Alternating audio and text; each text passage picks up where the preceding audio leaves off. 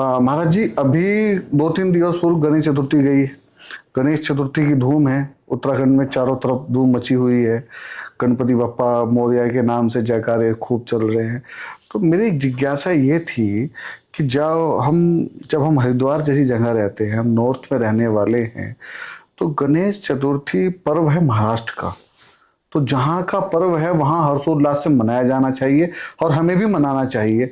पर कहीं ना कहीं जिज्ञासा आती है गणेश विसर्जन को लेकर। उस पर मैं थोड़ा सा आपका ध्यान चाहूंगा। देखिए, प्रायः पहली बात तो यह है कि जो पर्व होते हैं ना, पर्व आस्था का विषय है। एक गीत भी है हमारे हरिद्वार में, तो बहुत चलता है कि मानो तो मैं गंगा माँ हूं, न मानो तो बहता पानी। तो बात है आस्था पर। हमारा जो भारत देश है, ऐसा नहीं कि महाराष्ट्र का ही गणेश चतुर्थी पर्व है। ये तो गणेश चतुर्थी एक तिथि है, चतुर्थी तिथि है, गणेश जी से संबंधित है। तो गणेश चतुर्थी की विशेषता यह है कि लोगों की मान्यता ऐसी है, शास्त्र भी ऐसा कहते हैं। देखिए, महाराष्ट्र जो प्रदेश है समुद्र तल से जुड़ा है, समुद्र तट है। तो गणेश जी महाराज, गणेश चतुर्थी पर जो हम गणेश जी का विसर्जन करते हैं, तो गणेश जी महाराज की एक माँ है। गणेश जी को द्वई मातुर कहते हैं, जिनमें एक माँ कुछ आचार्य गंगा जी भी बताते हैं, एक माँ कुछ आचार्य लक्ष्मी जी भी बताते हैं। तो जिन आचार्य के मत में भगवती माँ लक्ष्मी गणेश जी की माँ है, तो लक्ष्मी जी का निवास कहाँ है? समुद्र में भगवान नारायण के साथ। तो अपनी दूसरी माँ भगवती लक्ष्मी से मिलने जाते हैं गणेश जी, इसलिए उनको हम प्रवाहित समुद्र में करते हैं। ऐसा लोगों की मान्यता है। भैया मैंने कहा ना, कुछ परंपराओं में परंपराएं मानने लग जाती हैं। अब चूंकि महाराष्ट्रीय लोग पूरे भारत में फैले हैं, उत्तराखंड के लोग आपको दक्षिण भारत में भी मिलेंगे और महाराष्ट्र के लोग आपको उत्तराखंड में मिलेंगे। अब हमने देखा कि गणेश चतुर्थी आई, हमारे पड़ोसी मराठी हैं, हर्षोल्लास से गणेश जी लेके आए। उन्होंने देखा भैया हरिद्वार में समुद्र तो नहीं है, गंगा जी भरपूर है, तो गंगा जी में गणेश जी बहा दिए। हमने ये नहीं देखा उन्होंने किस भाव से, किस परंपरा में उनके यहाँ होती है, होनी ही चाहिए उनके लिए, तो भैया तो उन्होंने ऐसा किया। हमने देखा भैया इनके यहाँ तो बैंड बजा बजा, आनंद हुआ, उत्सव हुआ। हमें क्या चाहिए? आनंद और उत्सव। हमने बैंड बाजे पे ध्यान दिया, तो कहा कि हम भी ले आते हैं गणेश जी, क्या जा रहा है। और हम भी के चक्कर में, हम भी चक्कर में, मेरे गणेश जी बड़े, मेरे गणेश जी बड़े, मेरा धूमधाम से आयोजन हुआ, तुम्हारा नहीं हुआ, इसके चक्कर में ज्यादा विस्तार हो गया। वही बात गणेश जी के विसर्जन की। तो देखिए, ऐसा मत है कि गणेश जी को गंगा जी में प्राय विसर्जित नहीं करना चाहिए। क्यों? आपको जुकाम हुआ या खांसी हुई तो आप बुखार की टेबलेट खाएंगे? नहीं खाएंगे। वैसे ही जो भगवती गंगा है, क्यों आई है धरा पर?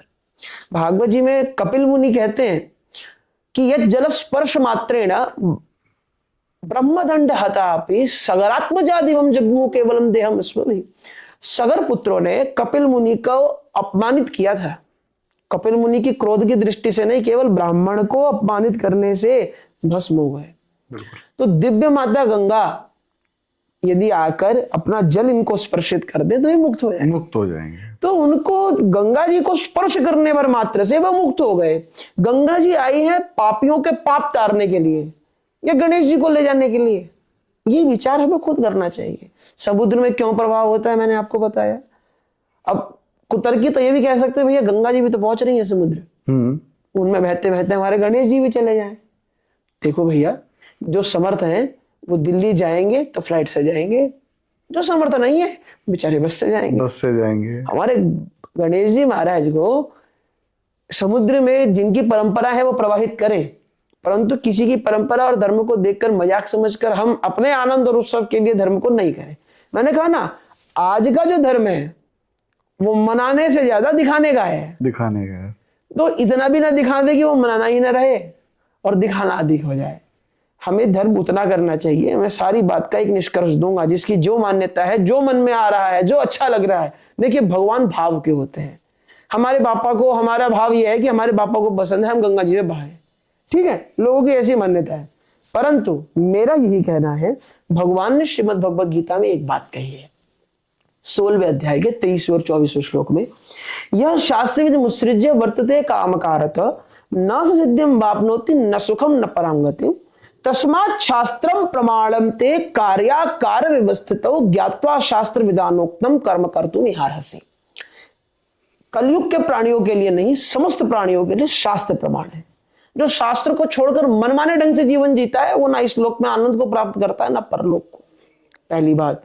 दूसरी बात यह कि शास्त्रीय संबंधी, जैसे हम और आप बीमार होने पर डॉक्टर के नाम से पहले उसकी डिग्री देखते हैं, वैसे ही आपको जो कोई बात बता रहा है, जिसका आप धर्म देख रहे हैं, पहले उसके बारे में जानिए उनकी क्या परंपराएं हैं। रिसर्च, मैं सरल भाषा में कहूंगा, व्हाट्सएप पे आए गए ज्ञान के स्लोगन को असली ज्ञान मत समझिए।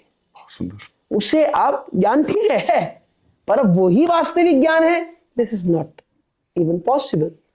तो इसको समझिए। आपका भाव है, आप प्रवाहित कीजिए, परंतु एक रीजनेबल रीजन तो रखिए। अपने भाव को परमात्मा को दीजिए, ठीक है, परंतु आपका धर्म रहे।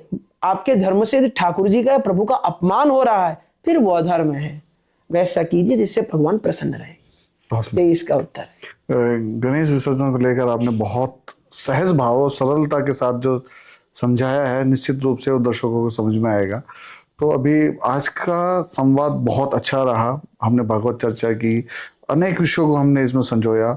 अब एक अंतिम विषय और एक अंतिम जिज्ञासा मेरी आती है कि आज का जो यूथ है उसको हम पूजा पद्धति से सरल भाव से कैसे जोड़ेंगे, भागवत भाव से कैसे जोड़ेंगे, और उस यूथ के लिए आपका क्या मार्गदर्शन है जो उस तक पहुंचे? आप क्या चाहते हैं कि यूथ किस दिशा में जाए? देखिए, अगर मैं मार्गदर्शन कहूंगा तो मुझे सुनने वाले मेरे ही भाई बहन कहेंगे अभी खुद छोटे हैं, हमें मार्गदर्शित करेंगे। तो मैं अपने भाई बहनों को अपनी ही एक बात बताना चाहूंगा। बात दरअसल ये है, हम और आप अलग अलग शरीर में हैं और अलग अलग कपड़े पहनते हैं, परंतु हम और आप पूजा एक ही राम जी की करते हैं ना। बिल्कुल।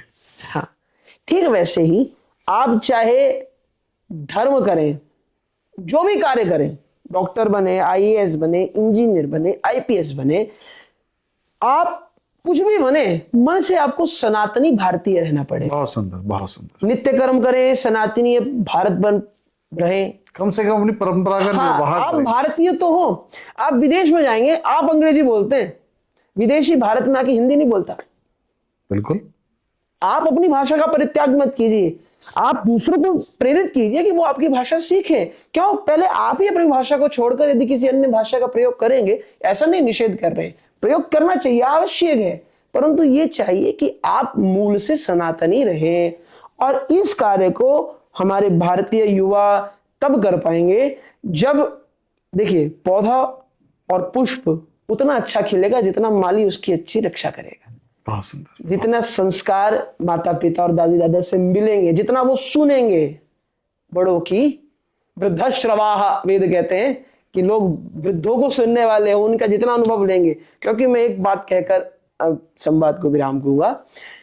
देखिए, अगर आप किसी रास्ते को जा रहे हैं ना, जीवन के रास्ते को चलने के दो तरीके होते हैं। पहला, जीवन का रास्ता ना गड्ढों भरा है, आप एक रास्ता चुन लीजिए कि आप चलेंगे, गड्ढा आया गिरे, खड़े हुए पार हुए, फिर गड्ढा आया गिरे, खड़े हुए पार हुए। एक रास्ता वो है जिसपे एक व्यक्ति 60 साल चल चुका है, उसने आपको बताया बेटा यहां गड्ढा आएगा, इधर से निकल जाना, यहां गड्ढा आएगा, इधर से निकल जाना। बहुत सुंदर। तो वही बड़ों और माता पिता की विशेषता यह है कि या तो आप उनका अनुभव 20 साल की आपकी आयु, 60 वर्ष का अनुभव उनका 80 वर्ष के आप हो गए, तो आप बिना गड्ढे में गिरे जा सकते हो। और आपको नहीं सुननी है तो गड्ढे में गिरिए, खड़े हुए जाइए, जीवन तो जीना पड़ेगा। बहुत सुंदर, बहुत। यही मैं चाहूंगा कि हमारे मित्र अपने बड़ों की सुने, उनका मार्गदर्शन करें, और बड़ों भी हमारे मित्रों की सुने। एक दूसरे के विचारों पे बाध्यता ना आए, पारस्परिक रूप से मूल से आप सनातनी रहे और भगवत भक्त रहे। बहुत सुंदर, बहुत सुंदर। तो जैसा कि आपने पूरे पॉडकास्ट में सुना महाराज जी को, तो महाराज जी को सुनने भर से काम नहीं चलेगा। हम किसी को जब सुनते हैं, किसी के भाव हम जानते हैं, तो हमारा प्रयास रहे कि उसमें से कुछ हम अपने लिए निकाल लें। एक चीज पे कम से कम हम जुड़ जाएं, उसी से हमारा कल्याण होना संभव है। तो बहुत सुंदर संवाद रहा आज का महाराज जी के साथ। और जैसे मैं हमेशा बोलता हूँ अंत में कि आप जुड़े रहिए पॉजिटिव विचारों से और अपने बच्चों को जोड़ कर रखिए संस्कारों से। तो फिर मिलते हैं अगले पॉडकास्ट में एक और नए अतिथि के साथ। तब तक के लिए नमस्ते भारत।